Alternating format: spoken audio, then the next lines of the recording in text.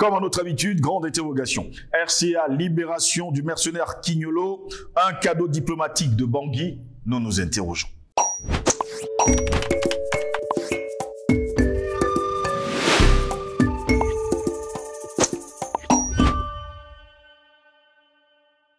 Mesdames, Messieurs, bonjour. Très heureux de vous retrouver sur Panafricaniste TV, la chaîne de télévision des panafricanistes. Bienvenue à toutes et à tous à cette autre édition de Parole panafricaniste.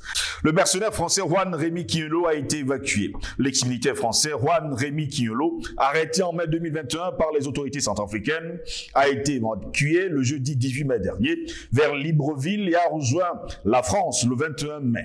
Depuis le mois de mars, son cas était l'objet d'intenses tractations secrètes entre Paris et Bangui.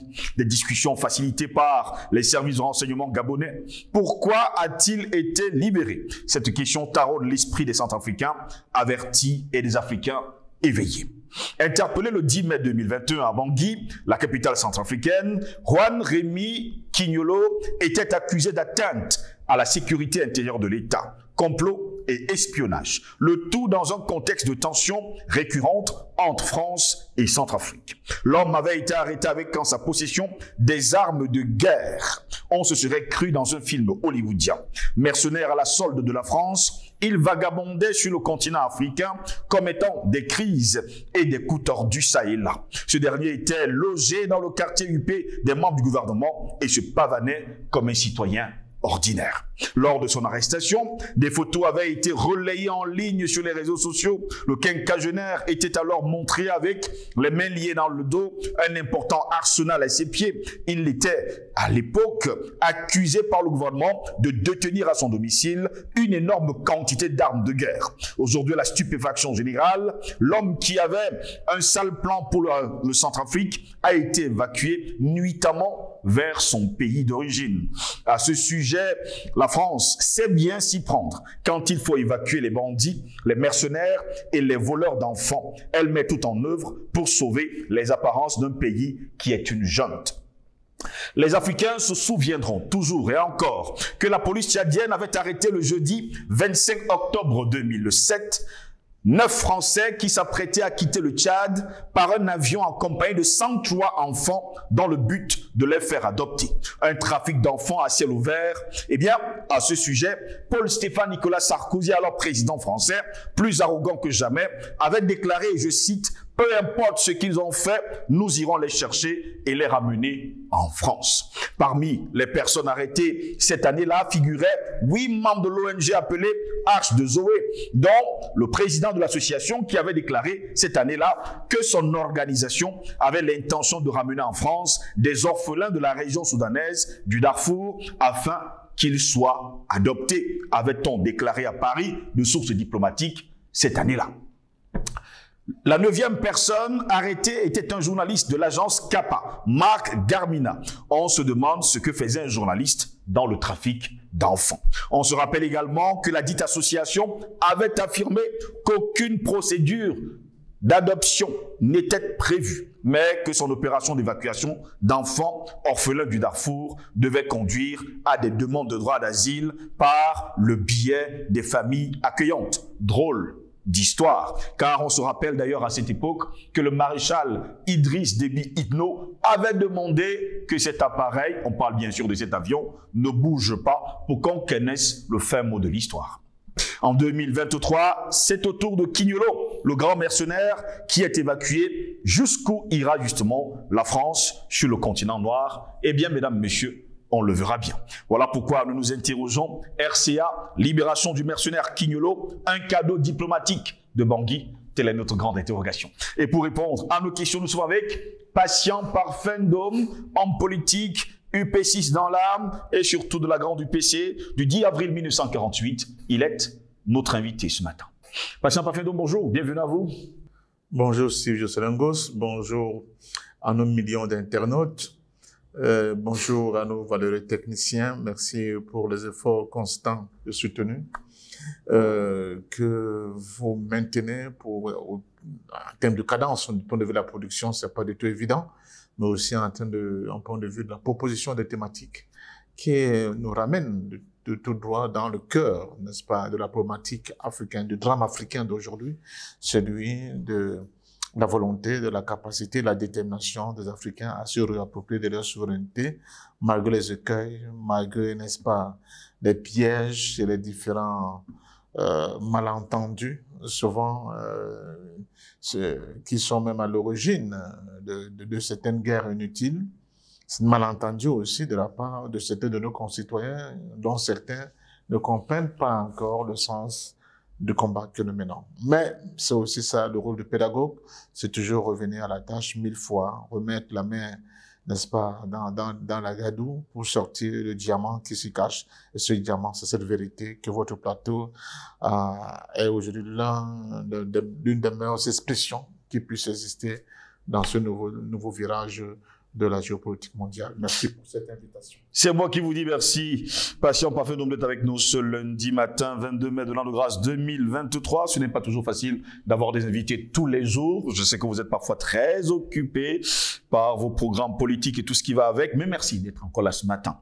Nous nous interrogeons ce matin, Patient parfait d'homme. Vous vous rappelez d'ailleurs que sous d'autres cieux, d'ailleurs, cette information du mercenaire Quignolo, qui avait été arrêté le 10 mai 2021, 2 ans plus tard, nous sommes justement en 2023, eh bien, ce dernier a rejoint son pays dans la nuit du 18 mai dernier. Oui, bon, écoutez, il peut y avoir plusieurs interprétations de cette libération, parce qu'il faut l'appeler ainsi, d'autant plus que Quignolo va retrouver son pays, la France. Ouais. Plusieurs interprétations. La première peut être, à mon sens, le fait qu'on dit, écoutez, on a pu tirer de Quignolo l'essentiel des informations dont on avait besoin par rapport au plan de déstabilisation, au plan macabre, peut-être même l'assassinat du président Faustin Archange Touadéra, dont il était l'un des hommes de main de premier plan. On peut aussi comprendre que, de toute façon, il était devenu comme une orange dont on a tout pressé. On a tout pressé, il n'y a plus rien d'important. Donc ça devenait plutôt une charge inutile pour le nourrir, pour assurer sa sécurité, peut-être le temps de renvoyer. Mais ça peut aussi, pour certains, dénoter d'une certaine passivité de la part des autorités centrafricaines qui devaient continuer à garder Quignolo comme monnaie d'échange du point de vue d'un certain moyen de pression qu'ils auraient pu continuer à exercer sur Paris. Mais bon, maintenant, j'ai été en Centrafrique, je l'avoue, j'ai rencontré les officiels centrafricains jusqu'au sommet, le président Faustin Archange Touadéra, que je salue, et à qui je continue d'apporter tout mon soutien. J'ai aussi rencontré les forces, les éléments de renseignement qui nous ont un peu renseigné sur tous les coups fourrés qui se préparent au quotidien contre le gouvernement du président Faustin Archange Touadéra, qui est un très mauvais exemple pour la France aujourd'hui et pour les pays occidentaux, de par le cap qui s'est assigné et qui fait partie des cibles privilégiées de la part de ces occidentaux pour essayer de l'écarter complètement de cet espace, voire de remettre pour très longtemps la volonté du peuple centrafricain de s'affranchir de cette tutelle occidentale. Bon, on peut estimer que on aurait dû le conserver pour continuer de faire valoir de monnaie d'échange dans cette guerre hybride qui ne tire pas son nom, mais qui est extrêmement violent. D'un côté, il y a le peuple centrafricain qui veut évidemment se libérer, et de l'autre, il y a la France qui n'entend pas de cette oreille et qui procède par des complots différents pour essayer de mettre à mal la stabilité relative en Centrafrique. Parce qu'après Quignolo, après qu'on ait inventé ce complot, n'oubliez pas qu'on a les forces de Bozizé qui se sont déportées au niveau du Tchad. N'oubliez pas qu'il y a des supplétifs de Bozizé qui ont tenté de passer en force rentrant en République centrafricaine, d'unité la vigilance des forces de FACA, aidées par les alliés russes. Et là encore, on a failli. On était à un doigt de frôler une crise diplomatique parce que le Tchad estimait que son sol avait été atteint par les frappes centrafricaines et que certains éléments de ces propres forces de défense et de sécurité avaient été malencontreusement éliminés. Donc, vous voyez comment c'est complexe. Et c'est toujours dans cette même hors d'idée, qu'on a vu des avions militaires, n'est-ce pas, partis de Tchad pour venir bombarder, notamment, et des infrastructures économiques, comme c'est le cas de cette usine de coton au niveau de Bois, mais aussi certaines places fortes de l'armée centrafricaine dans cette ville-là. Donc, tout ça, il faut voir ça dans un grand ensemble. Ce n'est pas encore terminé. Je vous fais l'économie de toutes les déclarations françaises, occidentales, tentant de faire passer la République centrafricaine et son président comme des espèces de moutons noirs qui sont là, ce qui serait aujourd'hui à la solde du groupe Wagner, suivez mon regard, et qu'ils ont d'ailleurs qualifié de terroristes. C'est pour vous dire qu'en réalité, la confrontation n'est pas terminée, elle est toujours là, mais peut-être que le gouvernement centrafricain a estimé que Kignulo n'avait plus une valeur du point de vue d'une possibilité de moyens de pression sur Paris. C'est pour ça qu'ils l'ont libéré, et on ne sait pas. On n'a pas son carnet de santé. Est-ce qu'il est toujours en bonne santé?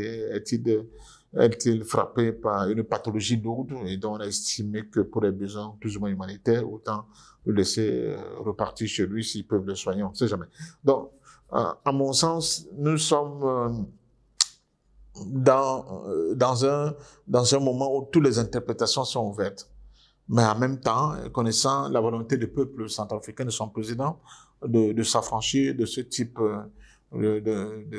d'attitude de domination, je ne pense pas que c'est une question de mansuétude, d'altruisme, mais aussi d'incapacité de mesurer le danger que représentent les gens comme Kignulo, dont de cette faiblesse-là, du point de vue de la vision, qui a conduit le gouvernement centrafricain à le libérer. Je ne pense pas. Je crois qu'ils ont des raisons fortes, des raisons assez importantes qui les ont conduits à libérer Kignulo, se disant certainement que c'était un parti qui n'avait plus d'importance du point de vue de la capacité d'exercer une pression quelconque sur Paris.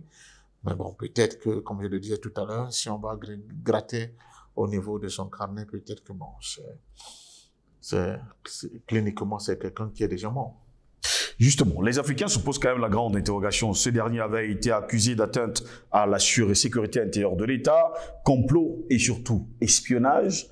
Il va quitter le pays comme ça sans en être inquiété, ou bien parce que les 2 années qu'il a passées en prison sont suffisantes? Là encore, c'est une question qui a tout son sens, parce que, bon, on dit comparaison n'est pas raison, mais si c'était en Iran, autant pour moi, je serais passé par la corde. Vous savez, parce que d'abord, ça ne badine pas. Ici, on ne sait pas très bien quels sont les rapports de force, quelles sont les lignes de force, quelles sont les dynamiques qui ont conduit à cette décision. Il y a certainement des raisons plus ou moins valables qui ont conduit le gouvernement centrafricain à relâcher Kignulo. Le poids, la portée de l'individu dans les négociations, souvent sont underground, dont on ne voit pas beaucoup. Quelle était la valeur de l'individu Kignulo dans ces négociations underground? Ça, on ne peut pas le dire. C'est comme nous constatons une fois de plus, je peux dire une fois de trop, c'est que nous avons des barbouzes occidentaux, surtout français, qui viennent se défouler sur notre continent. Ils sont arrêtés, leurs projets sont éventrés, mais on les libère. On les libère, on ne passe pas à la phase ultime d'une punition sévère pour donner, n'est-ce pas, à ceux qui seraient tentés de revenir refaire le même coup chez nous, comme un avertissement sérieux en leur disant attention, ici c'est plus la cour du roi Péto, il faut faire attention. Les années passées où vous avez la latitude, la liberté de venir faire comme vous voulez, ce que vous voulez faire ici, c'est terminé. Le prochain qui essaie de se lancer dans une aventure comme celle-là, ça sera haut et court. Comme je l'ai dit, les Iraniens le font tout à l'heure, le font de plus en plus. Je ne sais pas. Donc, à mon sens, attendons encore pour voir. Kignulo est rentré en France. Certainement, il va parler. Et quand il va s'exprimer, s'ils sont courageux et qu'on le laisse s'exprimer, je crois que la République centrafricaine pourra réagir pour nous expliquer les raisons pour lesquelles ils ont accepté finalement de le libérer. Justement, vous avez souligné un détail dans vos propos. Ce n'est pas la première fois d'ailleurs qu'on arrête des hommes et femmes on peut le dire comme ça, français ou encore occidentaux sur le sol africain en train de commettre des exactions. On se rappelle également de cette année 2007 où 9 individus venant de la France, on parle justement de cette affaire de l'âge de Zoé, avaient rempli un avion de 103 enfants tchadiens et surtout soudanais. Ils n'avaient aucun papier d'adoption, rien du tout. Mais on se rappelle également de Nicolas Sarkozy qui avait déclaré haut et fort, peu importe ce qu'ils ont fait, nous irons les chercher. Et c'est ce qui s'était fait. Et la France est venue, les a cherchés et les a ramenés. Ça signifie que les Français sont des personnes qu'on ne saurait punir sur le continent africain? Non, ça signifie plutôt que le rapport de force a joué en la faveur de cette libération. C'est ça aussi les difficultés que nous continuons de rencontrer sur le chemin de notre libération. C'est-à-dire, vous avez un État néocolonial qu'on appelle la France, et vous avez un État soviétique lequel est le Tchad. Le Tchad a inventé un complot, en réalité, d'un kidnapping d'enfants pour en faire je ne sais quoi, peut-être avec des calendriers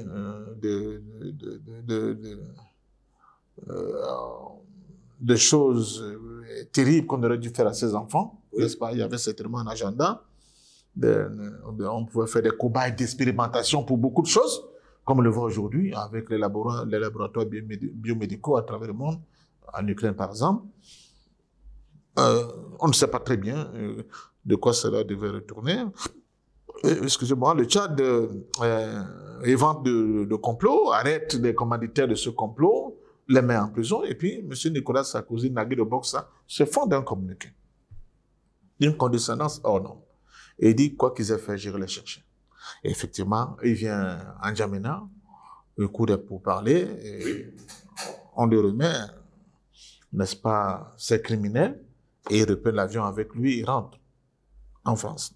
C'est une question de rapport de force. Est-ce que le Tchad avait une force suffisamment à la hauteur de résister à la proposition, à l'attitude de M. Nicolas Sarkozy, à sa décision de ramener ces gens en France? Et quand on le dit, vous avez un pays, on dit c'est une armée puissante, on veut bien, mais qui sur le point de 7 piliers qui peuvent justifier sa force sur le plan économique? Il a des accords économiques avec Paris dont vous et moi n'en savons même pas beaucoup. Ça ne savons pas beaucoup. Nous avons des accords militaires avec la base militaire française au cœur de N'Djamena. Vous avez la question du franc CFA et le fait que la France est certainement, elle aussi, le porte-plume, n'est-ce pas, de Tchad face aux institutions internationales, dont à l'ONU, par exemple. La France doit être aussi le go-between de Tchad par rapport à certaines institutions internationales. Nous sommes encore sur la domination du dollar. Le processus de dollarisation n'avait pas encore commencé à montrer quelques points, n'est-ce pas, quelques éclaircies pour que les gens puissent se dire on peut faire autrement parce qu'il y a de nouveaux partenaires qui peuvent nous aider. Donc il y a tout ça et que bon, certains robinets financiers internationaux ne pouvaient être ouverts que si Paris donnait son accord. Donc vous avez ces contradictions-là, ces difficultés-là, souvent que ces décideurs de moment doivent affronter. Et en dernier ressort, ils adoptent des postures de couardise que personne ne comprend.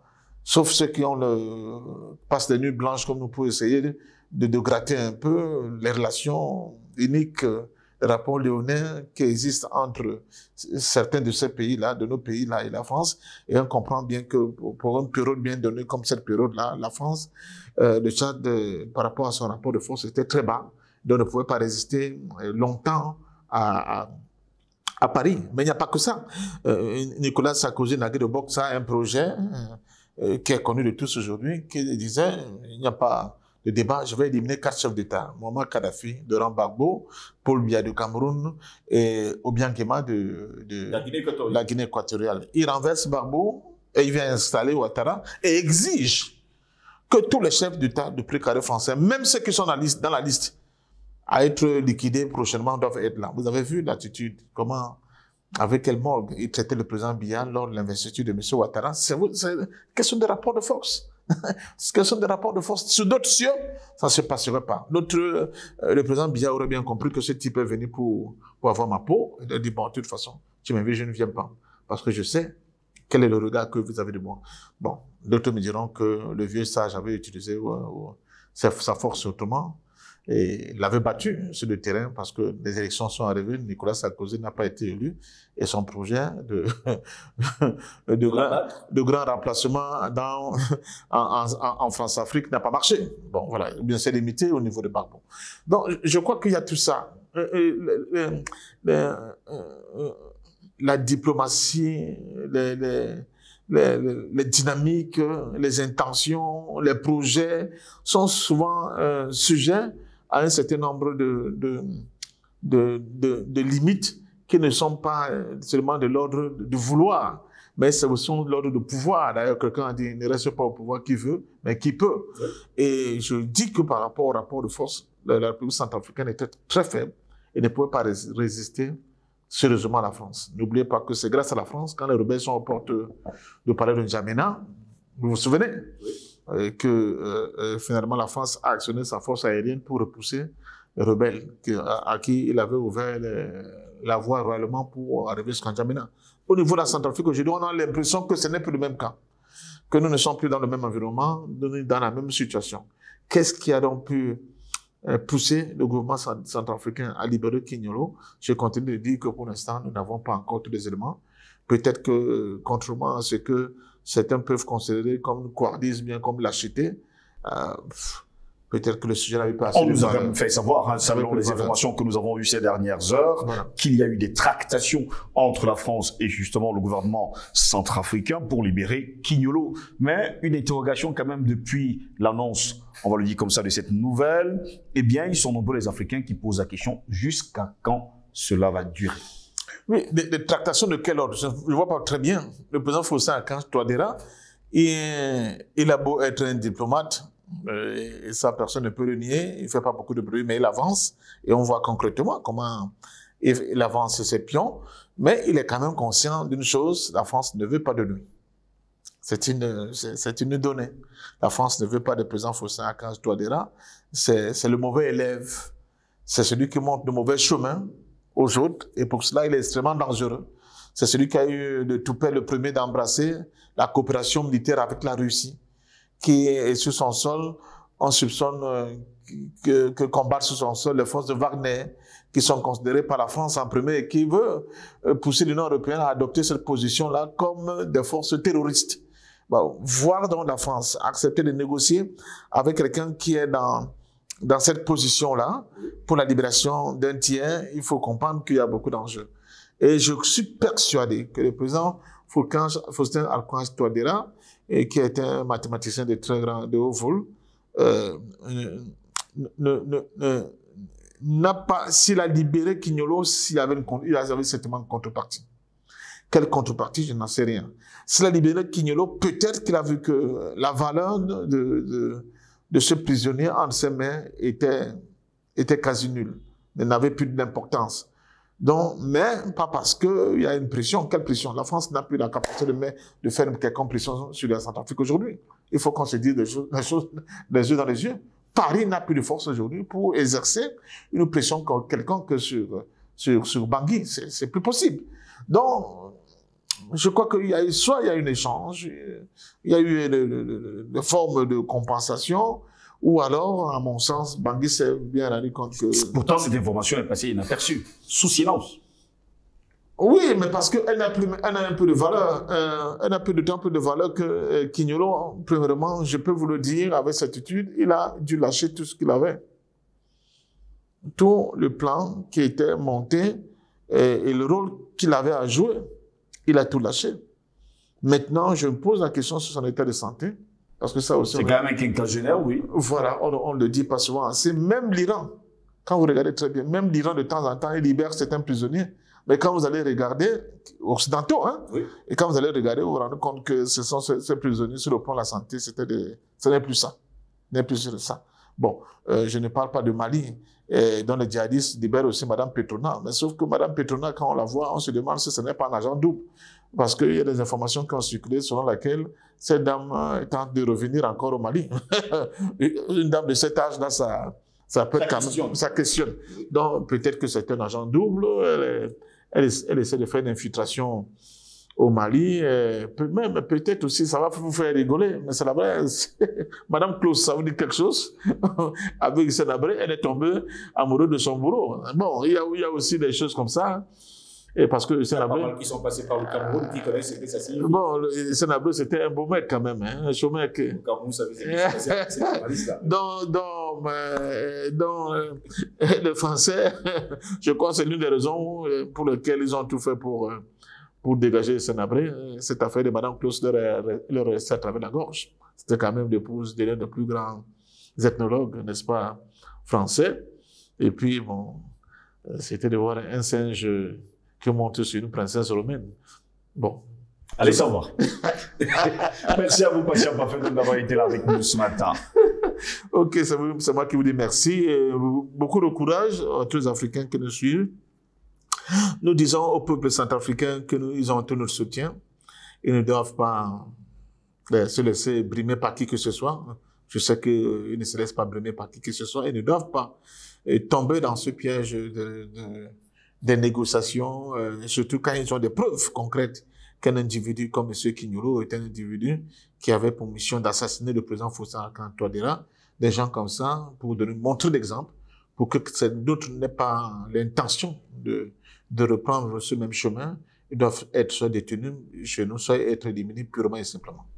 Mesdames, messieurs, plaisir de vous retrouver très prochainement pour une nouvelle édition de Parole panafricaniste. Restez sur Panafricaniste TV, vous connaissez nos plateformes numériques, YouTube, Facebook, Instagram, TikTok. Likez et surtout partagez au plus grand nombre. Nous savons que vous aimez, et vous le faites d'ailleurs tous les jours, et pour que Panafricaniste TV soit connu de par le monde. Passez une agréable journée.